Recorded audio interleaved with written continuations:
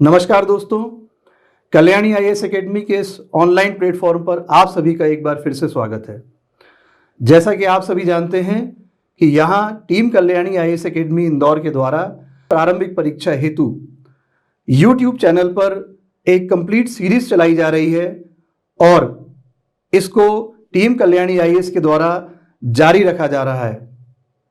जैसा कि हम सभी जानते हैं कि ये कोरोना की जो दूसरी लहर है, इससे बहुत ज़्यादा महामारी हो रही है और इसी को ध्यान में रखते हुए टीम कल्याणी के द्वारा इस सीरीज को जारी रखने में जो भी परेशानी आ रही है उनको ओवरकम करते हुए हम लोग इस सीरीज को जारी रख रहे हैं, जिससे कि आप सभी अपने घरों में रहते हुए इस सीरीज का आप सभी लोग लाभ ले सकें।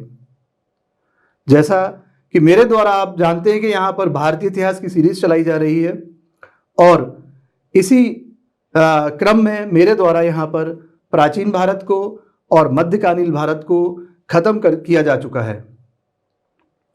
और मध्यकालीन भारत में मैंने अभी औरंगजेब को डिस्कस नहीं किया था। उसके पीछे कारण ये है कि औरंगजेब के कार्यकाल में या उसके समय में पुर्तगालियों का और आप जानते हैं कि अंग्रेजों का भारत में आगमन हो चुका था। तो मैं ये चाह रहा हूँ कि पहले मैं आप लोगों के साथ जो यूरोपियंस भारत आए थे, जो ये लोग व्यापार करने आए थे, हम उनको पहले डिस्कस कर लें और इसके बाद हम आपके साथ यहाँ पर औरंगजेब और जो उत्तर मुगल काल हुआ उसको मैं डिस्कस करके ख़त्म करूँगा। मुगल साम्राज्य का जो पतन हुआ उसको मैं डिस्कस करके ख़त्म करूँगा आपके साथ। तो इसी तारतम्य में मैं आज से आपके साथ यहाँ पर आधुनिक भारत, जो कि आपकी परीक्षा में काफ़ी महत्वपूर्ण आप कह सकते हैं एक सब्जेक्ट होता है, मॉडर्न हिस्ट्री, और इससे काफ़ी क्वेश्चंस भी एग्ज़ाम्स में आते हैं। मैं पूरी कोशिश करूँगा कि यहाँ मैं मॉडर्न हिस्ट्री को आपके साथ बहुत अच्छे से डिस्कस कर सकूँ, ज़्यादा से ज़्यादा जो प्रश्न आते हैं मैं उन्हें कवर कर सकूँ। मेरा ये आपसे वादा है कि अगर आप मेरी ये सीरीज़ देखेंगे, हमारी ये सीरीज़ देखेंगे, तो आप जो है इस प्रारंभिक परीक्षा को जरूर आप कह सकते हैं कि इसको क्लियर कर पाएंगे।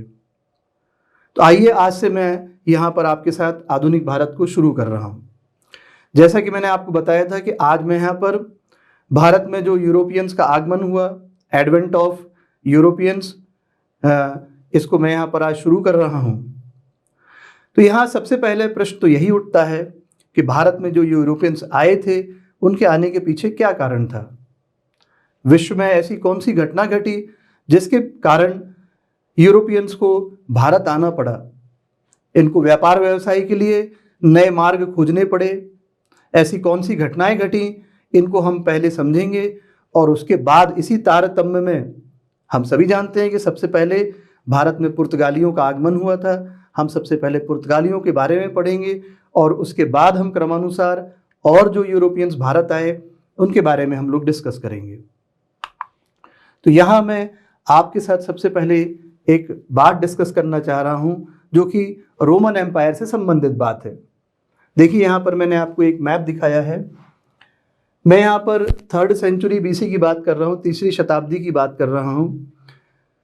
इस समय रोमन साम्राज्य का विभाजन हुआ था। तो ये वाला जो आप हिस्सा देख रहे हैं ये पूर्वी रोमन साम्राज्य हो गया था और इस हिस्से को जो है पश्चिमी रोमन साम्राज्य कहा गया। पश्चिमी रोमन साम्राज्य के ऊपर जो है जर्मनी के द्वारा आक्रमण किया जाता है और इसको पूरी तरह से ध्वस्त कर दिया जाता है। ये लगभग मैं आपसे 477 BC की बात कर रहा हूं यहाँ पर। और अगर हम 1000 वर्षों के बाद की बात करें तो लगभग मैं यहाँ पर 1453 की बात कर रहा हूं। इस समय जो ऑटोमन तुर्की थे उनके द्वारा कॉन्स्टेंटिनोपल, देखिए ये जो पूर्वी जो रोमन साम्राज्य था, इस समय इसकी कैपिटल जो राजधानी थी वो कॉन्स्टेंटिनोपल हुआ करती थी। इसे हिंदी में कुस्तुनतुनिया कहा जाता था।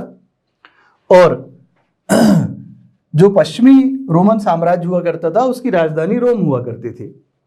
तो 1453 में एक बहुत मुख्य घटना होती है जिसे कि हम विश्व इतिहास में याद रखते हैं और विश्व इतिहास में एक ये बहुत बहुत ही प्रमुख घटना देखने को हमको मिली।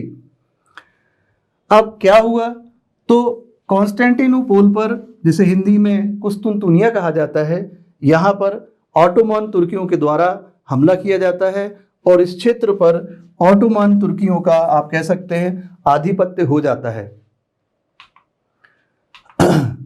अब मैं आपको यहाँ पर इस मैप में, ये एशिया माइनर का मैप है, देखिए इस स्थान, इस जगह पर मैंने आपको ही बताया था, यहाँ पर ऑटोमान तुर्कियों का साम्राज्य हो जाता है। आपको ये स्थान दिख रहा होगा, तो ये यूरोप का हिस्सा है और ये जो है आपको एशिया दिखाई दे रहा है। ये एक मात्र मार्ग हुआ करता था जिससे कि यूरोप से व्यापारी एशिया आते थे व्यापार करने के लिए, और ये आप कह सकते हैं एशिया से व्यापारी जो है यूरोप अपना आना जाना करते थे। तो 1453 में जब ऑटोमान तुर्कियों के द्वारा हमला करके इस क्षेत्र पर आधिपत्य जमा लिया जाता है, इसको जीत लिया जाता है, तो ये जो यूरोपियंस थे इनके लिए अब एक समस्या खड़ी हो गई थी कि हम लोग अब कहाँ से जो है व्यापार के लिए एशिया जाएं। तो ये बात आपको समझ में आ गई होगी कि ये जो रास्ता था, इसे आप कह सकते हैं कि ये देखिए इस मैप में आप, और इसको मैं क्लियर करता हूँ, ये देखिए ये पूरा यहाँ से यहाँ तक ऑटोमान साम्राज्य था। ये कॉन्स्टेंटिनोपोल है, इसकी जो कैपिटल हुआ करती थी, और ये देखिए ये यूरोप से एकमात्र एक रास्ता था जो कि आप एशिया आ सकते थे व्यापार करने के लिए। इस स्थान पर पूरा ऑटोमान एम्पायर, अब ऑटोमान साम्राज्य हमें देखने को मिला, और यही कारण था कि यहाँ से जो है यूरोपियंस को अब नए भौगोलिक मार्ग खोजने की आवश्यकता महसूस होने लग गई थी। अब मैं आपको बात कर रहा हूँ, ये जो इसको सिल्क रूट कहा जाता था, ये देखिए आप लोग किस प्रकार से, ये इस मैप में मैं आपको दिखा रहा हूँ।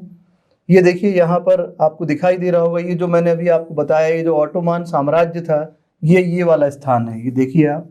और यूरोप से ये जो आपको लाल लाइन दिख रही है, ये यहाँ से इस प्रकार से होते हुए ये आप चाइना तक पहले पहुँच सकते थे। तो ये आपको मैंने मैप से क्लियर किया। अब जब आपके लिए ये रास्ता बंद हो जाएगा, और देखिए ये भूमध्य सागर पर भी इन आप कह सकते हैं तुर्कियों का यहाँ पर भी अब हस्तक्षेप हो गया था। तो एक ये जो रास्ता था भूमध्य सागर और लाल सागर होते हुए आप यहाँ एशिया आ सकते थे, तो अब उनके लिए ये रास्ता भी बंद और ये रास्ता भी बंद हो गया। अब उनके लिए अब ये रास्ता बचा था कि वो किस प्रकार से यहाँ से जो है इस तरह से होते हुए भारत आए, अफ्रीका का चक्कर लगाते हुए भारत आने के लिए उन्होंने अब सोचा कि हम किस तरह से भारत या जो एशिया के देश है वहाँ कैसे पहुँच सकते हैं। अब इसी तारतम्य में हम देखें तो मैं वापस आपको 1453 पर लेकर के जा रहा हूँ। जैसा कि मैंने आपको बताया था कि 1453 में आप कह सकते हैं कि विश्व में एक बहुत ही प्रमुख घटना मानी जाती है। 1453 की जो घटना हुई थी, जिसमें कि ऑटोमान तुर्कियों के द्वारा जो पूर्वी रोमन साम्राज्य था उस पर हमला किया जाता है और कॉन्स्टेंटिनोपोल कुस्तुनतुनिया को जीत लिया जाता है, और यहाँ उनके द्वारा ऑटोमान जो है साम्राज्य यहाँ पर बना दिया जाता है। अब इस 1453 में हमने देखा कि ये एक भौगोलिक खोजों का युग शुरू होता है। अगर हम इसके कारण डिस्कस करें कि इसके पीछे क्या कारण थे कि जो यूरोपियंस थे उनके द्वारा ये नए भौगोलिक मार्ग खोजने की जो कवायद थी ये शुरू होती है। तो एक तो आप ये देख ही रहे हैं कि 1453 की जो घटना थी, हम इसको एक कारण मान लेते हैं कि एक कारण ये था क्योंकि वो अब उस रास्ते से होकर के नहीं जा सकते थे, वहाँ पर ऑटोमान तुर्कियों का साम्राज्य स्थापित हो चुका था। इसके अलावा अगर हम देखें तो जो शासक थे इनका भी उनको प्रोत्साहन प्राप्त था। तो मैं यहाँ पर बात करूँगा स्पेन की और पुर्तगाल की, इन दो देशों की बात करूँगा।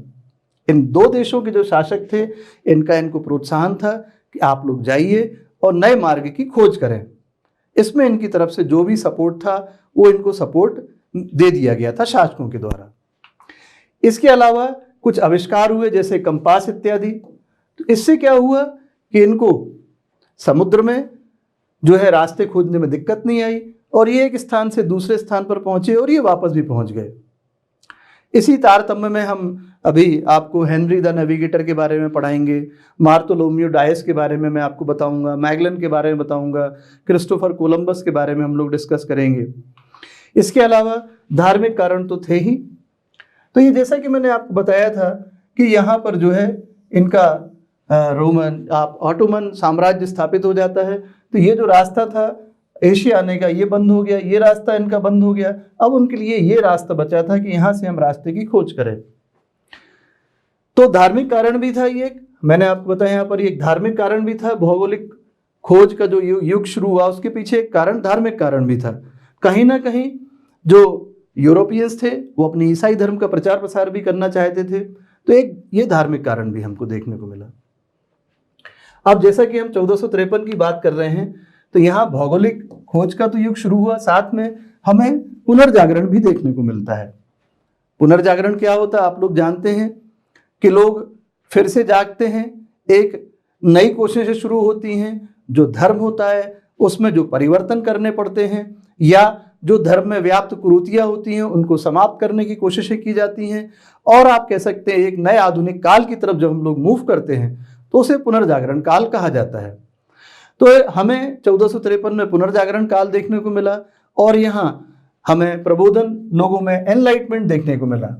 अब क्या हुआ, जो लोग यहाँ पर रहते थे, जो तुर्की था पुराना, आप कह सकते हैं पूर्वी जो रोमन साम्राज्य था, जो वहाँ स्कॉलर्स थे, जो विद्वान लोग थे, जो यहाँ रहते थे, अब ये क्या हुआ, इनको नई जगह ढूंढनी पड़ी। तो ज़्यादातर लोग कहाँ गए, ज़्यादातर स्कॉलर्स और विद्वान लोग कहाँ गए, ये लोग इटली जाते हैं और इटली में जाकर के ये रहना शुरू कर देते हैं।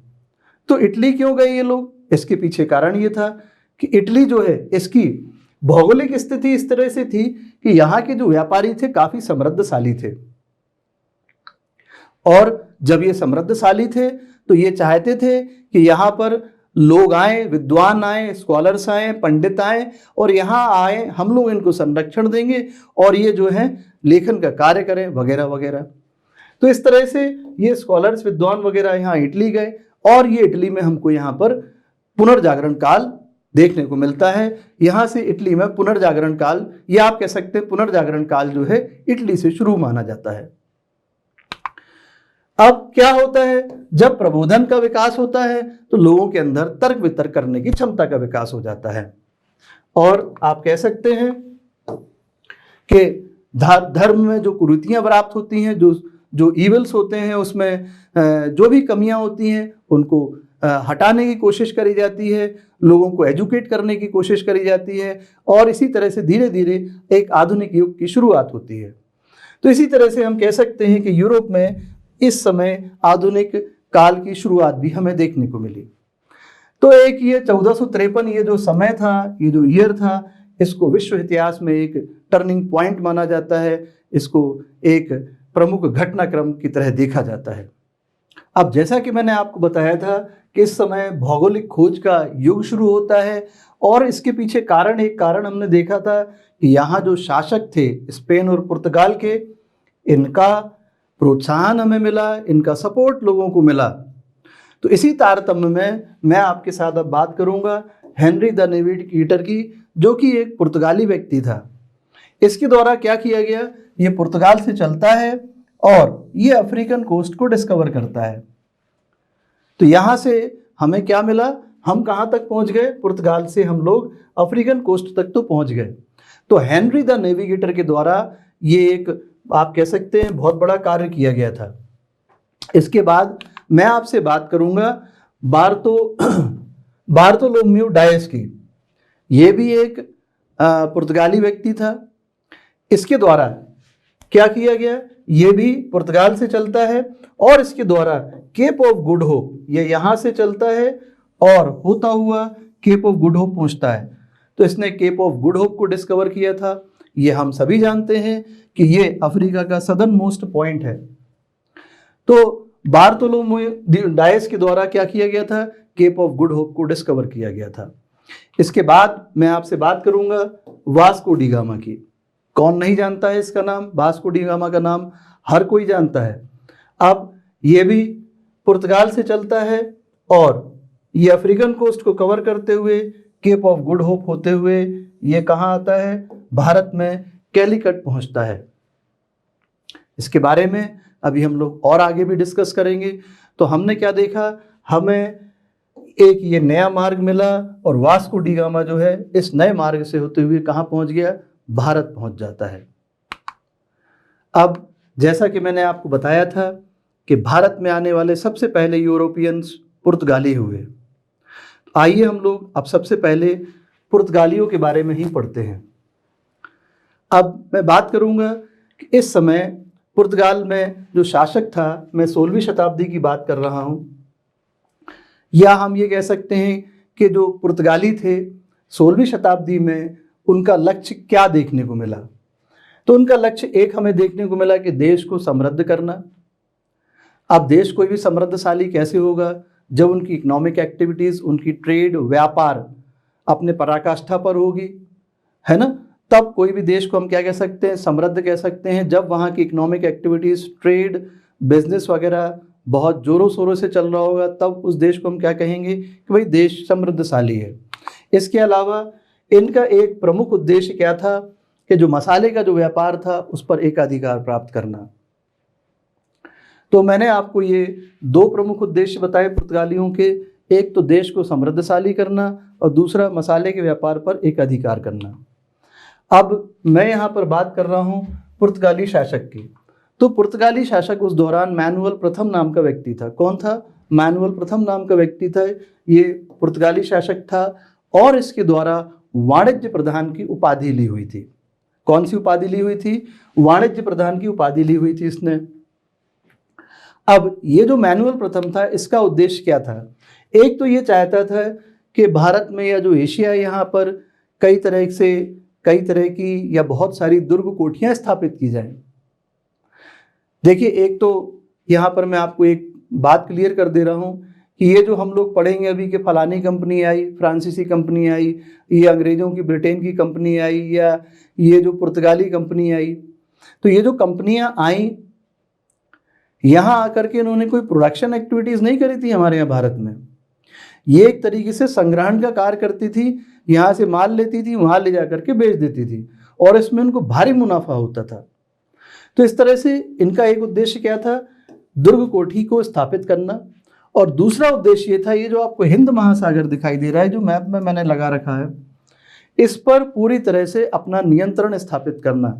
तो इनका दूसरा उद्देश्य मैंने आपको क्या बताया? हिंद महासागर पर नियंत्रण स्थापित करना, ये इनका सबसे प्रमुख उद्देश्य था। क्यों? क्योंकि अगर आपको ये बात समझिए, अगर आप यहाँ अफ्रीका का चक्कर लगाते हुए एशिया पहुँचते हैं तो आपको हिंद महासागर में जाना ही पड़ेगा। और अगर हम हिंद महासागर पर अपना आधिपत्य जमा लेते हैं तो कोई भी देश से अगर व्यापारी आते हैं तो हम उनसे टैक्स, कर इत्यादि ले सकते हैं। या हम चाहते हैं कि वो फलाने वस्तु में व्यापार व्यवसाय नहीं करें तो हम उन्हें नहीं करने देंगे। तो इस समय कुल मिलाकर क्या हो गया कि हमारी जो नौसैनिक शक्ति है वो हमारी, आप कहना चाहिए, शक्तिशाली होना चाहिए। तो ये मैंने आपको बताया कि इनके दो उद्देश्य थे, मैनुअल प्रथम के दो प्रमुख उद्देश्य थे कि दुर्ग कोठी को स्थापित करना और हिंद महासागर पर नियंत्रण स्थापित करना। और इन दोनों उद्देश्यों में कौन सफल हुआ? अल्फांसो डी अल्बुकर्क नाम का जो व्यक्ति था, जो भारत आया था, वह सफल हुआ। इसके बारे में हम लोग अभी पढ़ेंगे। तो ये यहाँ तक आपको बात आशा है समझ में आ गई होगी। अब हम पढ़ेंगे फ्रांसिस्को डी अल्मीडा के बारे में। फ्रांसिस्को डी अल्मीडा के बारे में पढ़ेंगे, जो कि 1509 में भारत आया था। अब यहाँ सबसे पहला आपसे जो बेसिक क्वेश्चन बनता है एग्जाम्स में कि भारत में प्रथम पुर्तगाली गवर्नर कौन हुआ? तो वह कौन हुआ? फ्रांसिस्को डी अल्मीडा हुआ। ठीक है, तो ये सबसे बेसिक और सबसे इंपॉर्टेंट क्वेश्चन आपके लिए, एमपीपीएससी के लिए या अन्य किसी पीएससी एग्जाम के लिए ये बेसिक क्वेश्चन बनता है कि भारत का में प्रथम पुर्तगाली गवर्नर कौन था। तो आपको याद रखना होगा कि फ्रांसिस्को डी अल्मीडा ये प्रथम पुर्तगाली गवर्नर था। अब मैं बात करूंगा, इसके द्वारा एक ब्लू वाटर पॉलिसी, शांत जल नीति लाई गई थी। तो दूसरा इंपॉर्टेंट क्वेश्चन मैंने आपको यहाँ पर दे दिया कि अगर आपसे पूछा जाता है कि ब्लू वाटर पॉलिसी, शांत जल नीति, ये कौन लाया था? तो आपको नाम याद रखना होगा, फ्रांसिस्को डी अल्मीडा, जो कि पुर्तगाली, भारत में प्रथम पुर्तगाली गवर्नर था। अब ये क्या पॉलिसी थी? तो जैसा कि हमने देखा था कि पुर्तगालियों का एक प्रमुख उद्देश्य था कि हिंद महासागर में पूर्णतः हमें नियंत्रण स्थापित करना है। तो अगर आपको व्यापार व्यवसाय करना है, हिंद महासागर से आपको गुजरना है, तो आपको एक तरीके से इनके द्वारा, आगे अभी हम पढ़ेंगे, पुर्तगालियों के द्वारा कार्ड्स आर्मीडा पद्धति लाई गई थी। तो पुर्तगालियों से अन्य व्यापारियों को आप कह सकते हैं लाइसेंस, परमिट लेना होता था, और पुर्तगाली इनको कई तरह के संरक्षण प्रदान करते थे। तो इस तरह से ये एक ब्लू वाटर पॉलिसी लेकर के आए थे। इसके अलावा जो आपको प्रमुख बात याद रखना है कि हिंद महासागर के व्यापार पर फ्रांसिस्को डी अल्मीडा के द्वारा नियंत्रण स्थापित कर दिया गया था, जो कि पुर्तगाली का जो शासक था, पुर्तगाल का जो शासक था मैनुअल प्रथम, उसका ये प्रमुख उद्देश्य था। और ये काम फ्रांसिस्को डी अल्मीडा ने कर लिया था, उसने हिंद महासागर पर नियंत्रण स्थापित कर लिया था। इसके अलावा ये जो ब्लू वाटर पॉलिसी लाई गई थी फ्रांसिस्को डी अल्मीडा के द्वारा, इस पॉलिसी के लाने के बाद दो प्रमुख युद्ध हुए थे, एक 1508 में और एक 1509 में। तो 1508 में जो चौल का युद्ध हुआ था उसमें फ्रांसिस्को डी अल्मीडा की हार हो जाती है, इसमें इसके बेटे की मृत्यु हो जाती है। लेकिन 1509 में जो युद्ध हुआ था वह दीव का युद्ध हुआ था, और इस दीव के युद्ध में जो मुसलमानों की जो संयुक्त सेना थी, जिसमें कि गुजरात, मिस्र के कई शासक व्यापारी सम्मिलित थे, उनको जो है फ्रांसिस्को डी अल्मीडा के द्वारा बुरी तरह पराजित कर दिया गया था, और इसने दीव पर अपना अधिकार भी कर लिया था। तो यहाँ से अब पुर्तगालियों के पास दीव भी पहुँच जाता है। तो मैंने आपको क्या क्या बताया कि फ्रांसिस्को डी अल्मीडा के बारे में बताया कि आपको याद रखना होगा कि ये भारत में आने वाला प्रथम पुर्तगाली गवर्नर था। इसके द्वारा भारत में ब्लू वाटर पॉलिसी लाई गई थी, और जो हिंद महासागर है, ये आपको जो हिंद महासागर दिखाई दे रहा है, इस पर इसने नियंत्रण अपना बना लिया था, पुर्तगालियों का नियंत्रण हो गया था, और दीव पर भी इसने अधिकार कर लिया था, यानी पुर्तगालियों का दीव पर भी अधिकार हो गया था। अब हमने फ्रांसिस्को डी अल्मीडा के बारे में पढ़ लिया है। अब हम अगला जो यहाँ पर शासक हुआ अल्फांसो डी अल्बुकर्क, जिसका हमें समय 1509 से 1515 देखने को मिलता है, इसके बारे में भी देखते हैं। अब हम किसके बारे में पढ़ने वाले हैं? अल्फांसो डी अल्बुकर्क के बारे में पढ़ने वाले हैं।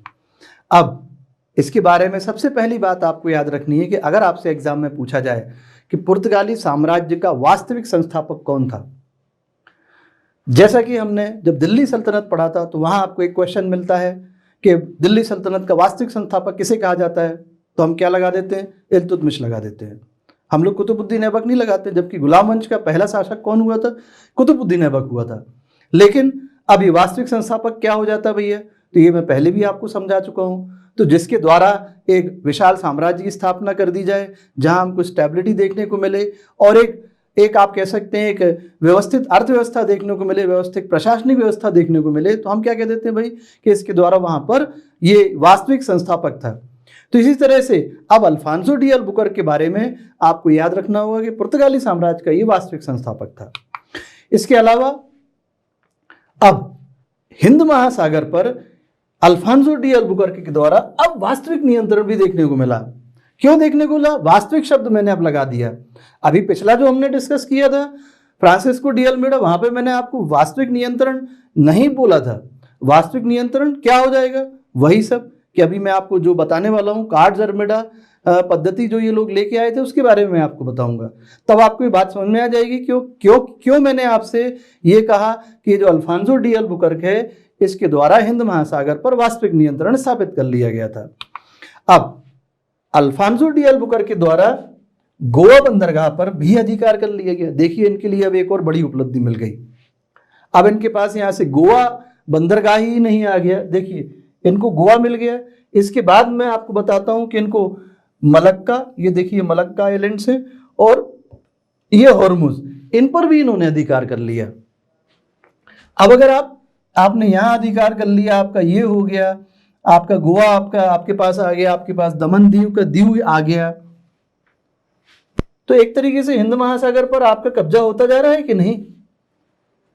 ठीक है ना। और अब क्या करें हम कि हम लोग कोई ऐसा एक सिस्टम लेकर के आ जाएं जिसके तहत कि हम जो भी व्यापारी व्यवसाय करने के लिए जहाज़ों के द्वारा यहाँ से गुजरेंगे, हम उनसे क्या करेंगे, हम उनसे कहेंगे कि भैया आपको अगर यहाँ पर आना है, यहाँ से गुजरना है, तो आपको हमसे परमिट लेना पड़ेगा, तो उसकी हम आपसे फीस लेंगे। उसके बदले में हम क्या करेंगे, हम आपको आर्म्स जो है आपको संरक्षण देंगे, हमारा जो है काफिला चलेगा और आपको हम समुद्र में संरक्षण भी प्रदान करेंगे। तो ये कार्ड्स आर्मेडा पर पद्धति जो है इनके द्वारा लाई गई थी। कार्ड्स आर्मेडा काफिला पद्धति इसको कहा गया है और इसके तहत जो है अब हिंद सागर पर इनका पूरा वास्तविक नियंत्रण देखने को मिला। इसके अलावा अल्फांसो डी अल्बुकर्क के द्वारा अपने पुर्तगाली सैनिकों को यह कहा गया कि आप लोग भारत की जो स्त्रियां हैं उनके साथ विवाह संबंध बनाइए। इससे क्या होगा, यहाँ हमारी जनसंख्या वृद्धि देखने को मिलेगी और हम जो है यहाँ पर पूर्णतः स्थापित होने लग जाएंगे। तो भारतीय स्त्रियों से विवाह भी इनके द्वारा करना शुरू कर दिया गया था। यही नहीं, अब इन्होंने जो है कोचीन पर भी कब्जा कर लिया और कोचीन को अब अपनी राजधानी बना लिया। देखिए अब गोवा, कोचीन, दीव, मलक्का, होर्मुज, ये सब इनके आप कह सकते हैं आधिपत्य में आ गए। अब एक बात याद रखिएगा कि यहाँ जो भारत में जो सती प्रथा जो प्रैक्टिस होती थी, इस पर इन्होंने रोक लगा दी थी। ये बात आप याद रखिएगा, ये अल्फांसो डी अल्बुकर्क के द्वारा ये कार्य किया गया था कि जिन क्षेत्रों में भी ये लोग थे वहाँ सती प्रथा पर इन्होंने प्रतिबंध लगा दिया था। अब ये कार्ड्स आर्मेडा काफिला पद्धति, ये मैंने आपको बता दी। कार्ड्स मतलब आपको परमिट लेना होगा। आर्मेडा आर्म से संबंधित है कि हमारा काफिला आपके साथ चलेगा और आर्म्स के साथ चलेगा, आपको हम लोग संरक्षण देंगे। कार्ड्स मतलब परमिट, आपको हमसे परमिट लेना होगा, उसके बदले में हम आपसे फीस लेंगे और आपके व्यापार व्यवसाय पर हमारा नियंत्रण होगा। तो ये आपको याद रखना होगा कि अल्फांसो डी अल्बुकर्क कार्ड्स आर्मेडा काफिला पद्धति भी लाया था। तो एक बार मैं आपको और अल्फांसो डी अल्बुकर्क के बारे में बता देता हूं कि अगर आपसे पूछा जाए कि भारत में पुर्तगाली साम्राज्य का वास्तविक संस्थापक कौन था, तो अल्फांसो डी अल्बुकर्क लगाना होगा। हिंद महासागर पर वह पुर्तगाली कौन था जिसने वास्तविक नियंत्रण स्थापित किया, तो वह अल्बुकर्क था। इसके अलावा गोवा, मलक्का, हरमुज है ना, इन पर किसने आधिपत्य जमा लिया था अपना, इनको किसने जीत लिया था, तो अल्फांसो डी अल्बुकर्क था। भारतीय स्त्रियों से विवाह करवाना, सती प्रथा पर प्रतिबंध लगाना, कोचीन को अपना मुख्यालय बना लेना और कार्ड्स आर्मेडा काफिला पद्धति लेकर के आना, ये सब अल्फांसो डी अल्बुकर्क से संबंधित हैं, बातें हैं, आपको याद रखना होंगी, बहुत इंपॉर्टेंट है ये। अल्फांसो डी अल्बुकर्क के बाद अब हमें पढ़ना होगा नीनू डी कुन्हा के बारे में, जिसका समय हमें 1529 से 1538 के बीच में देखने को मिलता है। अब नीनू डी कुन्हा के बारे में एक बात आपको याद रखना होगी कि जब हमने बाबर के बारे में पढ़ा था, जिसका समय हमें 1526 से 1530 देखने को मिलता है, मुगल साम्राज्य की स्थापना बाबर के द्वारा की गई थी और बाबर के दरबार में जाने वाला ये नीनू डी कुन्हा एक पुर्तगाली व्यक्ति हुआ है और बाबरनामा में जो है इसी का नाम जो है अनवर भी हमें देखने को मिलता है। इसके अलावा एक और बात हमें पढ़ने को मिलती है कि हुमायूं को फोड़ा हो गया था और नीनू डी कुन्हा ने जो है हुमायूं को इस फोड़े से भी निजात दिलवाया था। चलिए, इसके अलावा पहले जो है पुर्तगालियों का जो कार्यालय है वह कोचीन में हुआ करता था और नीनू डी कुन्हा ने जो है इस कार्यालय को, जो कि कोचीन में हुआ करता था, इसको कोचीन से गोवा ट्रांसफर कर दिया था। तो नीनू डी कुन्हा ने अब क्या किया, जो भी सारा कामकाज था, इनका कार्यालयीन कार्य जो भी था, जो कोचीन से संचालित होता था, अब इस कार्यालय को गोवा इसने स्थानांतरित कर दिया था। इसके अलावा बसीन और दीव पर भी इसने अपना कब्जा कर लिया था। तो अब हमें क्या देखने को मिला कि पुर्तगालियों का कब्जा बसीन और दीव पर भी हो जाता है। इसके पहले हमने क्या देखा था, गोवा, कोचीन, मलक्का, होर्मुज, ठीक है ना। अब नीनू डी कुन्हा के काल में बसीन और दीव भी पुर्तगालियों के कब्जे में आ जाता है। अब हम पढ़ेंगे बम्बई के बारे में। तो जैसा कि हम सभी जानते हैं कि 1661 में जो पुर्तगाली राजकुमारी थी जिसका नाम कैथरीन ब्रिगांजा था, उसका विवाह ब्रिटेन के राजकुमार चार्ल्स द्वितीय से होता है और इस दौरान जो है पुर्तगालियों ने ब्रिटेन को मुंबई दहेज के रूप में दे दिया था। तो यहाँ से क्या हुआ, 1661 में बम्बई कहाँ पहुँच गया, अब ब्रिटेन के पास पहुँच गया। 1668 में ब्रिटेन सरकार ने 10 पाउंड वार्षिक किराए पर बम्बई को किसे दे दिया, ब्रिटिश ईस्ट इंडिया कंपनी को दे दिया था। और 1687 में ईस्ट इंडिया कंपनी ने इसे अपना मुख्यालय भी बना लिया था। तो ये बम्बई के बारे में छोटी सी बात है जो मैंने आपको बताई। आइए मैं इसको फिर से आपको एक बार बता देता हूँ कि 1661 में पुर्तगाली राजकुमारी कैथरीन ब्रिगांजा का विवाह जो है ब्रिटेन के राजकुमार चार्ल्स द्वितीय से हुआ था।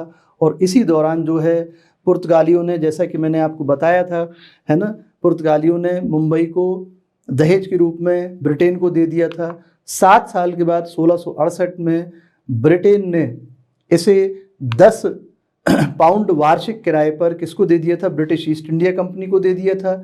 और 1687 में ब्रिटिश ईस्ट इंडिया कंपनी ने इसे बम्बई को जो है अपना मुख्यालय भी बना लिया था। आइए अब हम लोग देखते हैं कि पुर्तगालियों का क्या योगदान रहा भारत में। तो जैसा कि हम सभी जानते हैं कि प्रिंटिंग प्रेस, इसके आविष्कार में किसका नाम आता है, गुटेनबर्ग का नाम आता है। लेकिन भारत में लाने वालों में अगर हमको याद रखना होगा तो वो थे पुर्तगाली।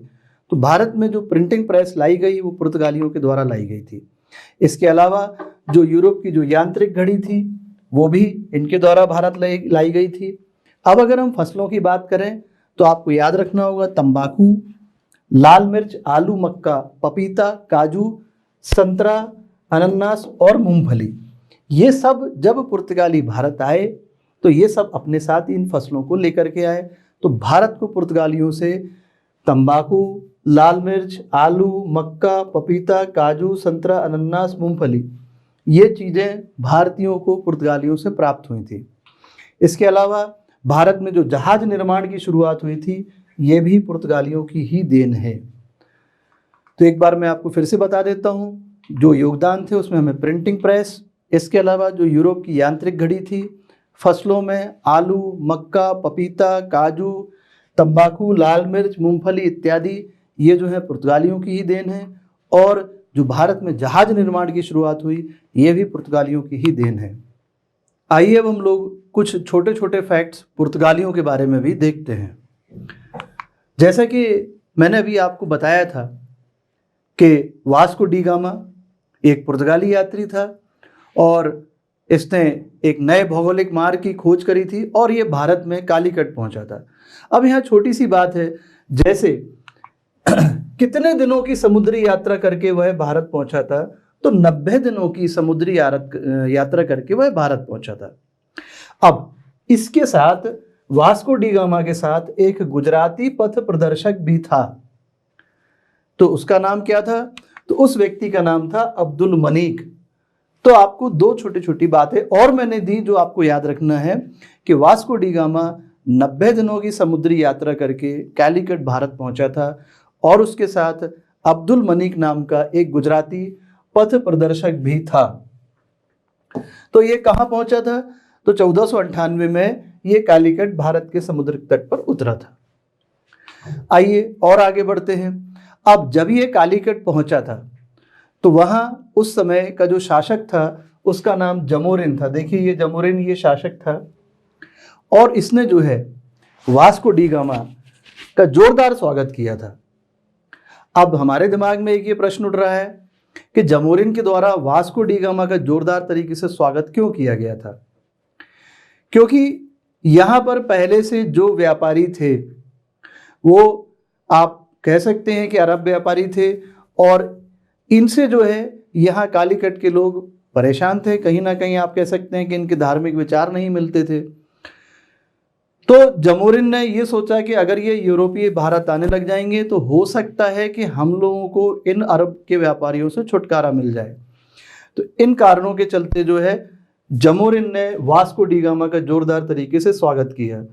अब जैसा कि मैंने यहाँ पर लिखा हुआ, कालीकट के समुद्र तट पर पहले से ही व्यापार कर रहे किन लोगों ने इसका विरोध किया था, तो वह अरब ही थे जिन लोगों ने वास्को डी गामा का जब ये कालीकट पहुंचा था तो जोरदार तरीके से उन्होंने विरोध भी किया था। क्यों विरोध किया था, अब ये बात भी आप समझ लीजिए कि कहीं ना कहीं इनको ये लगने लग गया था कि अब ये यूरोपियंस भारत यहाँ से आने लग जाएंगे। हमारा जो अभी एकाधिकार था भारत के मसालों के व्यापार पर, एक बात तो हमें समझ में आ रही शुरू से कि ये जो भारत आने चाह रहे थे यूरोपियंस भी, मुख्य इनका जो उद्देश्य था वह था काली मिर्च, या आप कह सकते अन्य जो मसाले थे ये उनको प्राप्त करना चाहते थे। इसके पीछे कारण क्या था, क्यों ये लोग काली मिर्च या अन्य मसाले प्राप्त करना चाहते थे? पहले भी ये जब अरब ये जो मैंने आपको बताया था, जो एक रास्ता था थल मार्ग था, एक इकलौता रास्ता जो बताया था जिस पर कि ऑटोमान तुर्क एम्पायर का आधिपत्य हो गया था, जब उस रास्ते से भी ये लोग भारत आते थे तब भी ये मसालों के लिए मुख्यतः भारत आया करते थे। धार्मिक प्रचार प्रसार करना, अपने धर्म को बढ़ावा देना एक ही उद्देश्य तो था ही, लेकिन मुख्यतः ये मसालों के लिए आते थे। एक बात हम जानते हैं कि यूरोपियंस जो हैं, आप कह सकते हैं मांसाहारी ज़्यादातर होते हैं, और उस समय की अगर हम बात करें तो उस समय फ्रिज या रेफ्रिजरेटर्स वगैरह नहीं हुआ करते थे। तो इन जो नॉनवेज होते थे, इस तरह के आइटम्स को संरक्षित करने के लिए काली मिर्च या जो अन्य मसाले होते थे इनको बहुत ज़्यादा आवश्यकता पड़ती थी। तो ये जो थल मार्ग बंद हो गया था, और जब जिस समय तक इनको नवीन मार्ग नहीं मिला था, तो इनको ये जो अनअवेलेबिलिटी हुई मसालों की, उसके कारण ये काफ़ी समय परेशान रहे। तो जब ये भारत आता है, कालीकट पहुंचता है वास्को डी गामा, तो अरबों को ये लगने लग जाता है कि कहीं ऐसा नहीं हो कि ये जो हमारा एकाधिकार है मसालों के व्यापार पर, ये हमसे छिन जाए, ठीक है ना, और यहाँ पर ये ईसाई धर्म का प्रचार प्रसार करें। तो इस कारण जो है अरबों ने इनका बहुत विरोध किया था।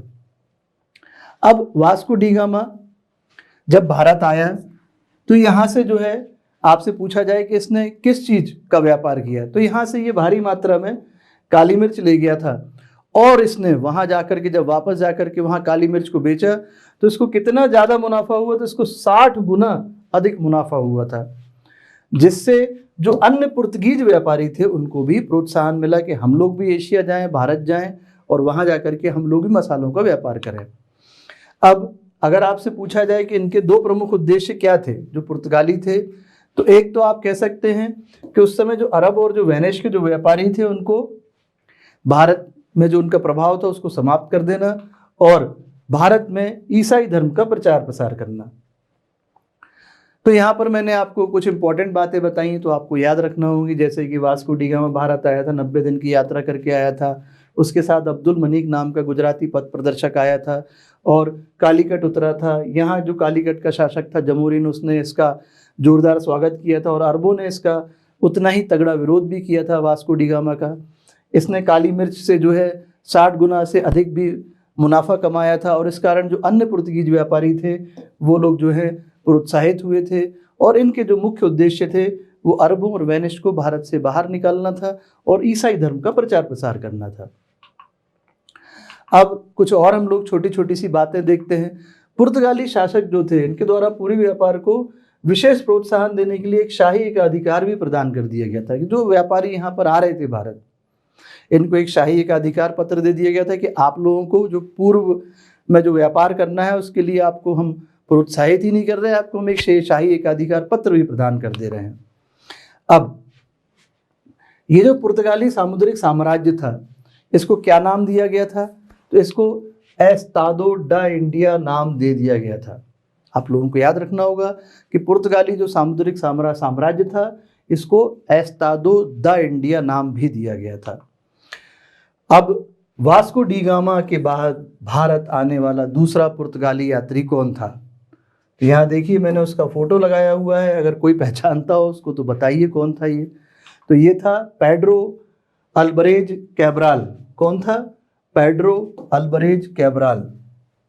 तो वास्को डी गामा के बाद जो दूसरा व्यक्ति भारत आया था 1500 ईस्वी में, वो था पेड्रो अल्बरेज कैब्राल। अब वास्को डी गामा भी दूसरी बार भारत आया था, तो कब आया था? 1502 ईस्वी में भारत आया था। ये कब आया था? 1502 ईस्वी में। तो पहली बार कब आया था? ये 1498 में, और दूसरी बार कब आया था? 1502 में। ठीक है ना।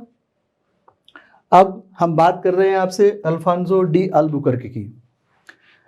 अब ये बात तो हम आपको पहले ही बता चुके हैं कि काली मिर्च और मसालों के व्यापार पर एकाधिकार प्राप्त करने के उद्देश्य से पुर्तगालियों ने 1503 ईस्वी में, कब? 1503 ईस्वी में कोचीन में अपने पहले दुर्ग की स्थापना की थी। ठीक है ना।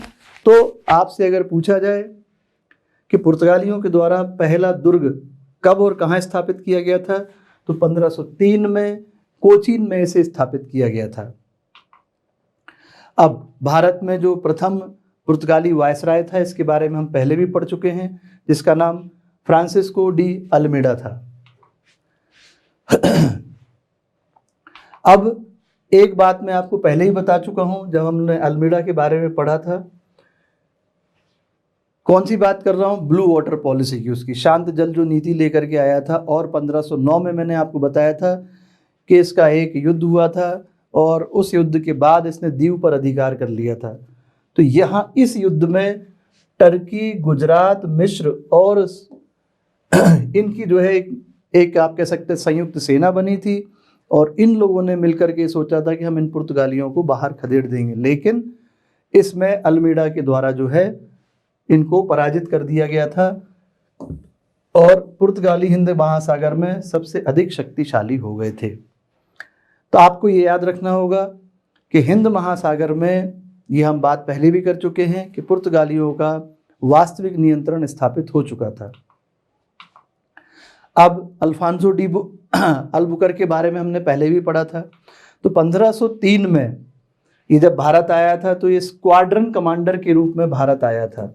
आपको याद रखना होगा कि ये जब भारत आया था अल्फांसो डी अल्बुकर्क, तो ये पहले स्क्वाड्रन कमांडर के रूप में भारत आया था और 1509 में इसे भारत का क्या बना दिया गया था? वाइसराय नियुक्त कर दिया गया था। तो बहुत छोटी सी बात है, अगर हम ये वाला ईयर नहीं याद रख पाएँ तो कोई दिक्कत नहीं है, कोई तकलीफ नहीं है, लेकिन एटलीस्ट हमें ये 1509 जरूर याद रखना चाहिए कि 1509 में इसे वाइसराय बना दिया गया था। अब अल्फांसो डी अल्बुकर्क को भारत में पुर्तगाली साम्राज्य का वास्तविक संस्थापक माना जाता है। ये बात हम पहले भी डिस्कस कर चुके हैं। अगर आपसे पूछा जाए कि भारत में पुर्तगाली साम्राज्य का वास्तविक संस्थापक किसे माना जाता है, तो वह है अल्फांसो डी अल्बुकर्क। ये देखिए यहाँ पर मैंने अल्फांसो डी अल्बुकर्क का फोटो भी लगाया हुआ है और वास्तविक संस्थापक का क्या अर्थ होता है ये मैं आपको थोड़ी देर पहले भी बता चुका हूँ। तो ये कुछ इंपॉर्टेंट बातें हैं जो मैंने आपको यहाँ पर बताई हुई हैं, इनको आप लोग याद रखने की कोशिश करिएगा। अब जैसा कि मैंने आपको पहले भी बताया था कि पुर्तगालियों के द्वारा गोवा, कोचीन, मलक्का, इन सभी जगह पर कब्जा जमा लिया गया था, आधिपत्य जमा लिया गया था। तो यहाँ आपसे अब एक क्वेश्चन पूछा जा सकता है कि ये जो गोवा को इन्होंने छीना था, है ना, तो यहाँ हम फिर से किसका नाम लेंगे? अल्बुकर्क का। तो यहाँ जो बीजापुर का शासक था आदिल शाह यूसुफ, इससे जो है गोवा को छीन लिया गया था और यही गोवा जो है पुर्तगीज का जो है ये व्यापारिक केंद्र ही बना, इन्होंने अपनी राजधानी बना लिया था इसको। इसके बाद अल्बुकर्क ने जो है, ये मैं आपको पहले ही बता चुका हूँ, यहाँ देखिए आप लोग मैप में, ये मलक्का का स्ट्रेट दिख रहा है आपको, ये मलक्का, ये होरमुज, ठीक है ना। तो इनको भी जीत लिया था, है ना, और इनको जो है एशिया की व्यापारिक मंडी कहा जाता है, दक्षिण पूर्व एशिया की व्यापारिक मंडी कहा जाता है। किस किस को? मलक्का और होरमुज को। तो यहाँ पर भी इसने अधिकार कर लिया था और ये जो है इनकी नौसेना की जो है शक्ति भी ये कह सकते हैं इन्होंने अपनी बढ़ा ली थी, काफ़ी हद तक बढ़ा ली थी। इसके अलावा अल्बुकर्क के द्वारा अपने जो उनके जो सैनिक थे, ये आप कह सकते जो निम्न वर्गीय पुर्तगाली थे, इनको प्रोत्साहित किया गया था कि आप भारतीय स्त्रियों के साथ विवाह करें, विवाह अपने संबंध बनाएं। तो इनकी ये योजना थी कि इस तरह से जो है हम लोग भारत में अपनी संख्या में वृद्धि कर पाएंगे। अब अल्बुकर्क ने जो है भारत में अपनी सेना में भारतीयों की भर्ती किया था। याद रखिएगा कि ऐसा नहीं था कि इन्होंने भारतीयों को अपनी सेना में भर्ती नहीं किया था।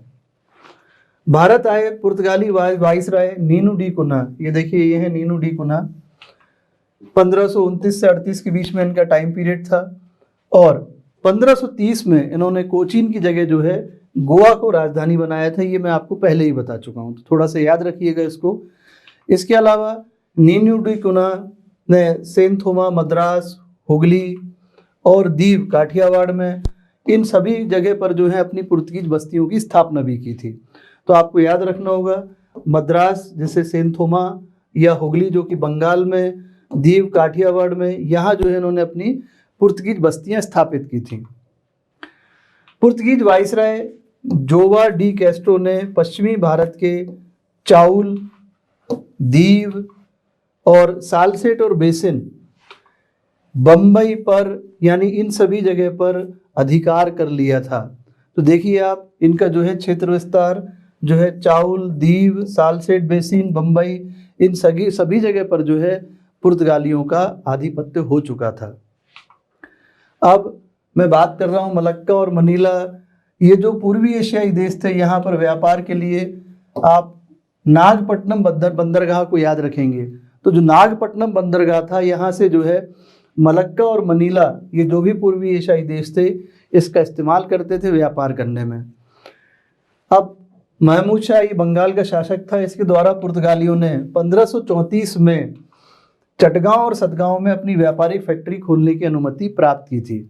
तो हो सकता है आपसे क्वेश्चन पूछ लिया जाए, चटगांव और सतगांव में जो है इनको व्यापारिक फैक्ट्रियां जब खोली थी इन्होंने, तो किससे परमिशन ली थी इन्होंने? बंगाल का शासक था उस समय महमूद शाह, इससे इन्होंने अनुमति ली थी और चटगांव और सतगांव में इन्होंने अपनी फैक्ट्रियां खोल ली थी। चटगांव के बंदरगाह को पुर्तगाली महान जो है महान बंदरगाह की संज्ञा भी देते थे। तो अगर आपसे पूछा जाए कि किस बंदरगाह को ये लोग जो है महान बंदरगाह की संज्ञा देते थे, तो वह था चटगांव, बंगाल का बंदरगाह। अब अकबर की बात करें हम, तो अकबर से जो है पुर्तगालियों ने और शाहजहां से जो है बंदेल में कारखाने स्थापित करने की अनुमति ली थी। तो याद रखिएगा, हुगली के लिए इन्होंने अकबर से अनुमति ली थी और बंदेल के लिए इन्होंने शाहजहां से अनुमति ले ली थी। अब हम बात कर रहे हैं हिंद महासागर की। तो जैसा कि मैंने आपको पहले ही बताया था कि पुर्तगाली जो है कार्ड्स आर्मिडा काफिला पद्धति भारत में लेकर के आए थे। तो इनका जो है हिंद महासागर पर पूर्ण नियंत्रण स्थापित हो चुका था।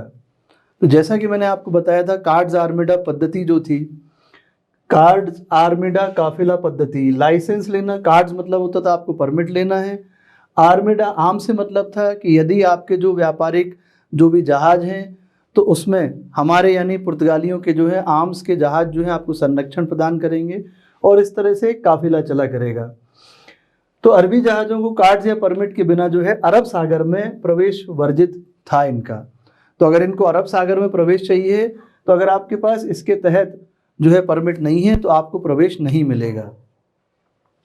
अरबी और भारतीय जहाज़ों को जिन्हें कार्ड्स प्राप्त होता था, इनको अब क्या याद रखिएगा आप लोग, काली मिर्च और गोला बारूद ले जाने की अनुमति नहीं थी।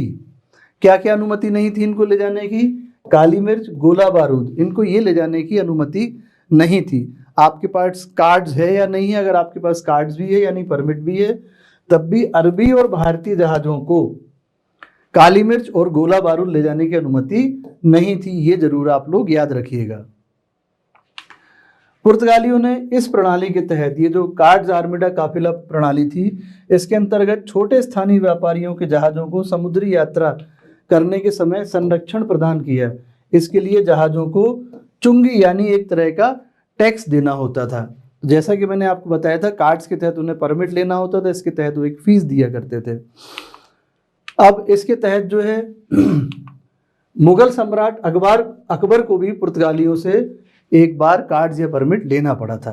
तो इस तरह का क्वेश्चन हो सकता है आपको पूछा जाए कि कौन सा ऐसा मुगल सम्राट था जिसको जो है इस कार्ड्स के तहत जो है इस तरह की अनुमति पुर्तगालियों से लेना पड़ी थी। 1632 की बात कर रहा हूँ। शाहजहां ने पुर्तगालियों के अधिकार से हुगली को छीन लिया था। तो आपसे हो सकता पूछ लिया जाए कि हुगली को किस मुगल बादशाह के द्वारा छीन लिया गया था, तो आपको याद रखना होगा वह कौन था? शाहजहां था। और यही अगर आपसे चटगांव पूछा जाए, तो चटगांव, अब मैं आपको बता रहा हूँ यहाँ पर, ये जो पुर्तगाली थे ये बड़े दुष्ट और बदमाश हुआ करते थे। तो इनके द्वारा जो है चटगांव से लेकर हुगली तक, या आप कह सकते हैं ये इन्होंने बहुत ज़्यादा अशांति फैला रखी थी चटगांव से लेकर के हुगली तक। तो यहाँ जो है औरंगजेब ने इनको जो है शाइस्ता खां को भेजा था और शाइस्ता खां ने इन लोगों को जो है वहाँ से बाहर खदेड़ दिया था। तो इनका जो है सफाया हो गया था चटगांव से। तो अगर आपसे पूछा जाए हुगली तो आपको शाहजहां याद रखना होगा, और अगर आपसे चटगांव पूछा जाए कि चटगांव से पुर्तगालियों किसने बाहर किया था, तो आपको फिर अकबर याद रखना होगा, सॉरी औरंगजेब याद रखना होगा।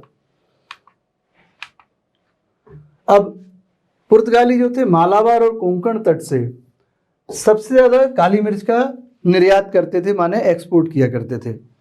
तो आपको याद रखना होगा जो कोंकण तट होता है, ये जो कोंकण कोस्ट है, यहाँ से ये लोग काली मिर्च को निर्यात करते थे, और जो मालाबार कोस्ट है यहाँ से ये लोग क्या करते थे, तो अदरक, दालचीनी, चंदन, हल्दी, नील, इनका जो है ये लोग निर्यात किया करते थे। तो थोड़ा सा याद रखने की कोशिश करिएगा इस मैप के द्वारा कि कोंकण कोस्ट से ये लोग काली मिर्च का निर्यात ज़्यादातर करते थे, और अदरक, दालचीनी, चंदन, हल्दी, नील इत्यादि का ये लोग मालाबार कोस्ट से जो है ये लोग निर्यात किया करते थे। अब मैं बात कर रहा हूँ गोवा, दमन और दीव की। तो पुर्तगाली जो है यहाँ पर 1961 तक शासन करते रहे। कब तक शासन करते रहे? 1961 तक यहाँ पर ये लोग शासन करते रहे, मतलब भारत के आज़ाद होने के बाद तक भी ये लोग जो है गोवा, दमन और दीव पर शासन करते रहे हैं। अब आइए हम लोग देख लेते हैं कि भारत में जो इनका पतन हुआ, पुर्तगालियों का जो पतन हुआ, तो उसके क्या कारण थे। अब भारत की जो जनता थी उसके प्रति ये लोग जो है धार्मिक रूप से काफ़ी असहिष्णु थे। इनकी जो भावना थी वो असहिष्णुता की भावना थी। अब ये लोग जो है ईसाई थे ज़्यादातर, और जो भारतीय जनता थी वो हिंदू धर्म को मानती थी। तो ये कहीं ना कहीं जो है ये लोग चाहते थे कि हमारे ईसाई धर्म का प्रचार प्रसार हो, और इस कारण जो है एक हमको ये पहला कारण मिला इनके पतन का। अब ये लोग जो है गुप्त रूप से व्यापार करना चाहते थे, तो इन्होंने जो है डकैती और लूटमार को अपना जो है एक तरीके से कह सकते हैं व्यवसाय ही बना लिया था, अपनी नीति का हिस्सा बना लिया था। अच्छा, इन्होंने उस समय जो है ब्राज़ील की खोज कर ली थी, तो इनको एक नया उपनिवेश मिल गया था, आप कह सकते हैं। और अन्य यूरोपीय व्यापारिक कंपनियां आ गई थी भारत में, डच आ गए थे, डेनिश आ गए थे, अंग्रेज आ गए थे, तो उनके साथ इनका कंपटीशन भी होने लग गया था। अब इनके पास जो है टेक्नोलॉजी अगर हम देखें तो वो भी काफ़ी कम थी, अपर्याप्त थी, और इसके अलावा जो पुर्तगीज वाइसरायों पर जो पुर्तगाली जो राजा था उसका बहुत ज़्यादा नियंत्रण था। तो ये हमको कुछ कारण यहाँ पर पुर्तगालियों के पतन के देखने को मिले, तो इनको आप लोग याद रखिएगा, कहीं ना कहीं आपको काम में आएंगे। अब पुर्तगालियों के जाने के बाद अब हम लोग डच को पढ़ेंगे। देखिए एक क्रम था, पुर्तगालियों के बाद भारत में डच आते हैं, और डचों के बाद भारत में अंग्रेजों का आगमन होता है। तो अभी मैंने आपको तीनों का ही क्रम बताया है, तो अब हम लोग डच के बारे में देखते हैं। एग्जाम ओरिएंटेड आप लोगों को क्या क्या याद रखना होगा, पहले हम लोग इन चीज़ों को समझ लेते हैं। अब मैं बात कर रहा हूँ यहाँ पर डच की जो संसद है, जिसे स्टेट्स जनरल भी कहा जाता है। इस हॉलैंड की संसद के द्वारा एक प्रस्ताव लाया जाता है, और उस प्रस्ताव के तहत United east India company of Netherlands प्रस्ताव आता है।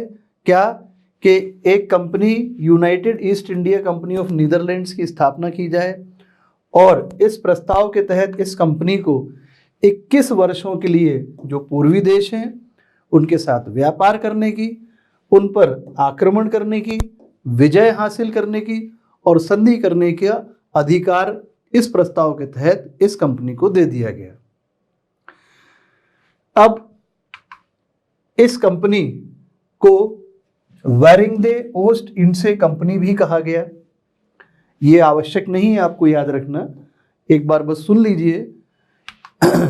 इस कंपनी की अगर हम बात करें तो इसमें एक बोर्ड की स्थापना की गई जिसमें लगभग 17 लोग थे। अब ये जो कंपनी थी, इसको वैसे तो हम कह सकते हैं कि निरंकुश थी, इसके ऊपर कोई भी तरह के कुछ अंकुश नहीं लगाए गए थे सरकार के द्वारा, लेकिन इसके ऊपर डच संसद का, हॉलैंड संसद का अच्छा खासा नियंत्रण था। तो यहाँ पर इस कंपनी के ऊपर राजनीतिक नियंत्रण अच्छा खासा था। 1605 में हमें देखने को मिला कि पहली इनकी फैक्ट्री मसूलीपट्टम में स्थापित की गई। तो ये आपको याद रखना होगा, ये बहुत इंपॉर्टेंट फैक्ट है। यहाँ से 1605 में पहली फैक्ट्री मसूलीपट्टम में स्थापित की गई थी। ऐसे तो डचों ने यहाँ पर कई जगह पर कई सारी फैक्ट्रियाँ स्थापित की, लेकिन हम बस पहली और दूसरी फैक्ट्री याद करेंगे, ज़्यादा हमें याद करने की आवश्यकता नहीं है, अनावश्यक कार्य करना पड़ेगा। तो पहली फैक्ट्री जैसा कि मैंने आपको बताया मसूलीपट्टनम में स्थापित की गई थी और दूसरी फैक्ट्री जो है पुलिकट में 1610 में स्थापित की गई थी। तो आपको ये दो फैक्ट जरूर याद रखना है, पहली फैक्ट्री मसूलीपट्टनम में और दूसरी फैक्ट्री पुलिकट में 1610 में स्थापित की गई थी। अब एक युद्ध हुआ था 1759 में जिसे बेदरा का युद्ध कहा गया। बेदरा नामक जगह में ये युद्ध हुआ था, अंग्रेजों के साथ डचों का युद्ध हुआ था और इसमें डच पराजित हो गए थे और यहाँ से जो है ये जो डच थे जो व्यापार करने आए थे इनका यहाँ से आधिपत्य खत्म हो जाता है। अब हम लोग पढ़ेंगे अंग्रेज के बारे में, जो अंग्रेजों का भारत आगमन हुआ, व्यापार की दृष्टि से ये लोग भी भारत आए थे। शुरू में इनका उद्देश्य जो था वह केवल व्यापार करना था, लेकिन बाद में हमको देखने को मिला कि इन्होंने भारत में अपनी राजनीतिक सत्ता भी स्थापित करने की इच्छाएं इनकी देखने को मिली और इन्होंने, आप कह सकते हैं कि अच्छा खासा इनका यहाँ पर पॉलिटिकल इंटरफेरेंस रहा। इन्होंने अपनी यहाँ पर, आप कह सकते हैं, एक साम्राज्य भी बनाया था। तो पहले ये ब्रिटिश ईस्ट इंडिया कंपनी थी, बाद में हमारा जो है देश ब्रिटिश इंडिया कहलाने लग गया था।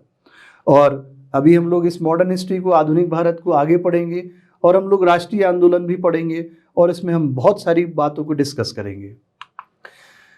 अभी मैं बात करूंगा सबसे पहले कैप्टन हॉकिंस की। तो 1608 में एक हेक्टर नामक जहाज से ये कैप्टन हॉकिंस सूरत आया था और ये जेम्स प्रथम का पत्र लेकर के भारत आया था और जहांगीर से मिला था। आया तो था अकबर के दरबार में मिलने के लिए, लेकिन अकबर की मृत्यु हो जाती है तो काफ़ी समय इसको इंतज़ार करना पड़ा था और फाइनली ये जहांगीर से मिला था। तो आपको याद रखना होगा कि कैप्टन हॉकिंस जो है भारत आया था और ये जहांगीर से उनके दरबार में जाकर के मिला था। जहांगीर के द्वारा कैप्टन हॉकिंस को 400 की मनसबदारी गुजरात में दे दी गई थी और साथ में से खान की उपाधि से भी नवाजा था। ये क्वेश्चन कई बार एग्जाम्स में आया है कि कैप्टन हॉकिंस को किसके द्वारा 400 की मनसबदारी दी गई थी, तो आपको नाम यहाँ पर जहांगीर का याद रखना होगा। इसके अलावा 1613 में जहांगीर से कैप्टन हॉकिंस जो है सूरत में कारखाना खोलने की अनुमति प्राप्त करने में भी सफल हो गया था। तो ये क्वेश्चन भी बहुत इंपॉर्टेंट है कि जहांगीर से कैप्टन हॉकिंस जो है कहाँ पर कारखाना, फैक्ट्री खोलने की अनुमति लेने में सफल हुआ था, तो आपको जगह याद रखना होगी, सूरत। 1611 में मसूलीपट्टनम में अंग्रेजों ने भारत में प्रथम फैक्ट्री की स्थापना की थी। तो एक कारखाना सूरत में इनको परमिशन मिली थी और इसके बाद 1611 में इन्होंने पहली फैक्ट्री की स्थापना मसूलीपट्टनम में की थी। तो ये तो था कैप्टन हॉकिंस के बारे में। इसके बाद हम डिस्कस करेंगे सर टॉमस रो के बारे में। इनसे भी रिलेटेड क्वेश्चंस एग्जाम्स में आए हैं, ये भी आपके लिए इम्पोर्टेंट बात हो सकती है। अब 1616 में जहांगीर से ये जेम्स प्रथम का पत्र, जिसे परफेक्ट कहा गया था, ये इस पत्र को लेकर के जहांगीर से मिले थे। तो जहांगीर से हमने अभी देखा कि सर टॉमस रो भी मिले। इसके अलावा रो ने 2 फरमान प्राप्त किए थे, एक जहांगीर से और एक शाहजहां से। तो ये याद रखना होगा कि सर टॉमस रो जो थे ये सिर्फ जहांगीर से ही नहीं मिले थे, ये शाहजहां से भी मिले थे और एक फरमान इन्होंने जहांगीर से और एक फरमान जो है शाहजहां से प्राप्त कर लिया था। अब 1616 तक अहमदाबाद, बुरहानपुर, आगरा और सूरत में 4 इन लोगों के द्वारा फैक्ट्रियां स्थापित की जा चुकी थी। कहाँ कहाँ? अहमदाबाद, बुरहानपुर, आगरा और सूरत में। आप लोग इसमें से सूरत जरूर याद रखिएगा, ये बुरहानपुर आपका एमपी में आता है, तो बुरहानपुर जरूर याद रखें। इसके अलावा गोलकुंडा से एक सुनहला फरमान लेने में भी ये सफल हुआ था। ठीक है, तो गोलकुंडा के शासक से एक सुनहला फरमान इनको मिल गया था। इसके तहत 500 पैगोडा वार्षिक देने के बदले में जो बंदरगाह थे वहां से इनको व्यापारिक स्वतंत्रता मिल गई थी। तो ये याद रखिएगा कि सर टॉमस रो जो हैं गोलकुंडा के शासक से सुनहला फरमान लेने में भी सफल हुए थे। अब हम बात कर रहे हैं यहाँ पर फ्रांसिस डे नामक व्यक्ति की। इसके द्वारा चंद्रगिरी के राजा से मद्रास पट्टे पर ले लिया गया था। चंद्रगिरी के जो राजा थे उससे जो है मद्रास पट्टे पर मिल गया था फ्रांसिस डे को, और यहाँ पर इसके द्वारा एक कोठी का निर्माण किया गया था जो कि फोर्ट सेंट जॉर्ज के नाम से फेमस है। तो ये आपको याद रखना होगा कि इसे जो है फोर्ट सेंट जॉर्ज कहा गया। अब मैं बात कर रहा हूँ 1661 की, और ये बात मैं पहले भी आपको बता चुका हूँ। यहाँ हम बम्बई की बात कर रहे हैं।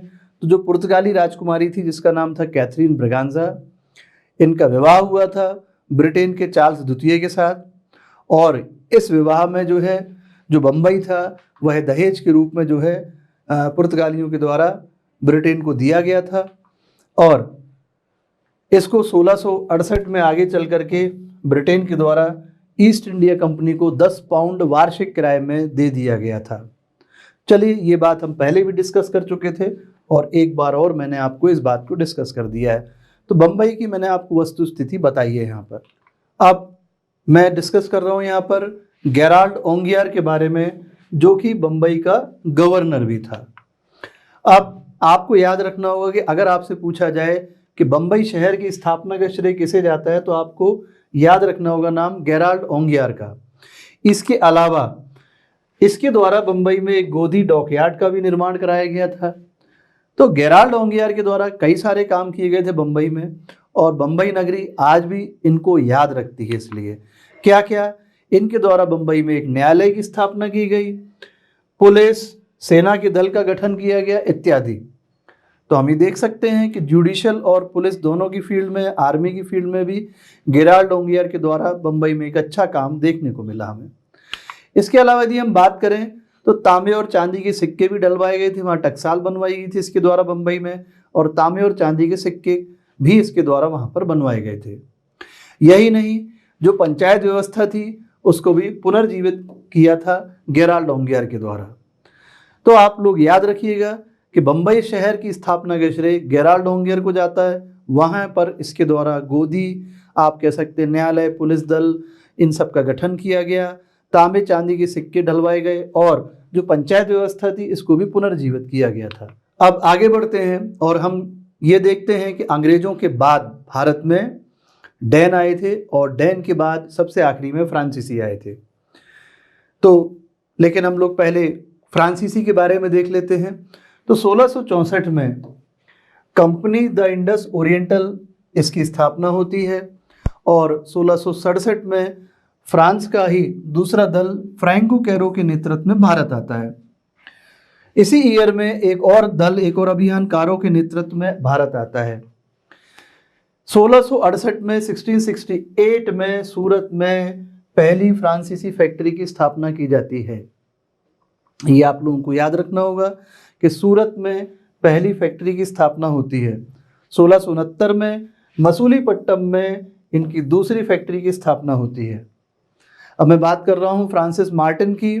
इसने 1673 में पौंडीचेरी की स्थापना की थी, और शेर खां लोधी से भूमि मिली थी इसको, और उस भूमि पर इसके द्वारा जो है पौंडीचेरी की स्थापना की गई थी। तो ये तो था, आप लोग इतना फ्रांसीसियों के बारे में पढ़ लीजिए। इसके बाद अब हम डैन के बारे में देखते हैं। अब डेनमार्क ईस्ट इंडिया कंपनी की स्थापना 1616 में हुई थी, और इस कंपनी ने 1620 में त्रैंकोबार तमिलनाडु तथा 1676 में सेरामपुर बंगाल में अपनी व्यापारिक कंपनियां स्थापित कर ली थी। और इन 1845 में डैन लोगों ने अपनी भारतीय वाणिज्यिक कंपनी को अंग्रेजों को बेच दिया था।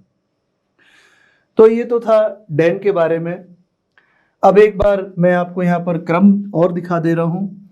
सबसे पहले जैसे कि मैंने आपको बताया था, पुर्तगीज भारत आए थे, इनके बाद जो है डच आए थे, फिर अंग्रेज ईस्ट इंडिया कंपनी आई थी, ब्रिटिश ईस्ट इंडिया कंपनी कह सकते हैं, इसके बाद डैन आए थे, और फिर फ्रांसीसी भारत में सबसे आखिरी में आए थे। लेकिन यदि हम देखिए मैंने यहाँ पर आपको क्रम भी दिखाया हुआ, पुर्तगीज, देन डच, अंग्रेज, डैन और फ्रांसीसी।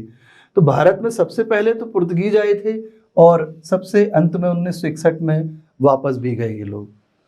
तो दोस्तों, ये था मेरा आज का लेक्चर, जो कि भारत में यूरोपियों के आगमन पर था। दोस्तों इससे काफ़ी इंपॉर्टेंट क्वेश्चंस आते हैं। आशा है आप लोग हमारी सीरीज़ देख रहे होंगे। इस कोरोना काल में हम लोगों की जो ये सीरीज़ चल रही है, आप लोग इसको अवश्य देखें, इससे अवश्य लाभ लें। अगले लेक्चर में आप लोग अवश्य मिलें हमसे। तब तक के लिए नमस्कार।